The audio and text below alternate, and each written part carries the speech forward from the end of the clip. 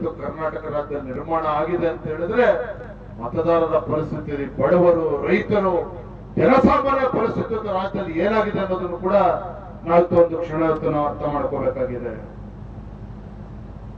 ಹಾಗಾಗಿ ಬಂಧುಗಳೇ, ಇವತ್ತು ನಾವು ಸಂಕಲ್ಪವನ್ನು ತೊಡಬೇಕಾಗಿದೆ. ಭಾರತೀಯ ಜನತಾ ಪಾರ್ಟಿ ನಮ್ಮ ಮಂಡಲದಲ್ಲಿ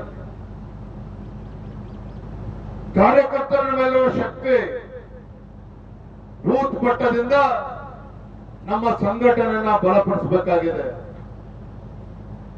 ಮುಂದೆ ಜಿಲ್ಲಾ ಪಂಚಾಯತಿ, ತಾಲೂಕ್ ಪಂಚಾಯತಿ ಚುನಾವಣೆ ಬರ್ತದೆ. ಜಿಲ್ಲೆಯ ಅಧ್ಯಕ್ಷರು ಇದ್ದಾರೆ, ಮಂಡಲದ ಅಧ್ಯಕ್ಷರು ಇದ್ದಾರೆ.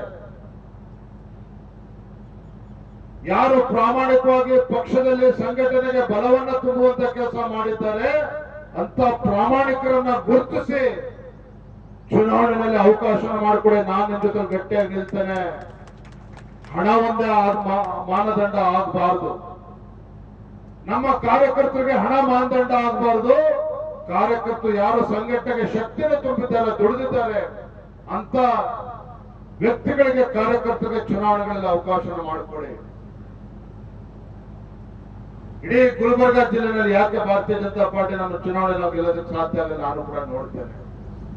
ಹಾಗಾಗಿ ಆ ನಿಟ್ಟಿನಲ್ಲಿ ನಾವೆಲ್ಲರೂ ಕೂಡ ಕಾರ್ಯಪ್ರವೃತ್ತರು ಆಗ್ಬೇಕು ಅನ್ನೋ ಮಾತನ್ನ ಈ ಸಂದರ್ಭದಲ್ಲಿ ಹೇಳ್ತಾ, ಮುಂದಿನ ಭವಿಷ್ಯವನ್ನು ರೂಪಿಸ್ತಕ್ಕಂಥ ನಮ್ಮ ಪ್ರಶಿಕ್ಷಣ ವರ್ಗ ಭಾರತೀಯ ಜನತಾ ಪಾರ್ಟಿಯ ಭವಿಷ್ಯವನ್ನು ಕೂಡ ರೂಪಿಸ್ತಕ್ಕಂಥ ಶಕ್ತಿ ಇದೆ.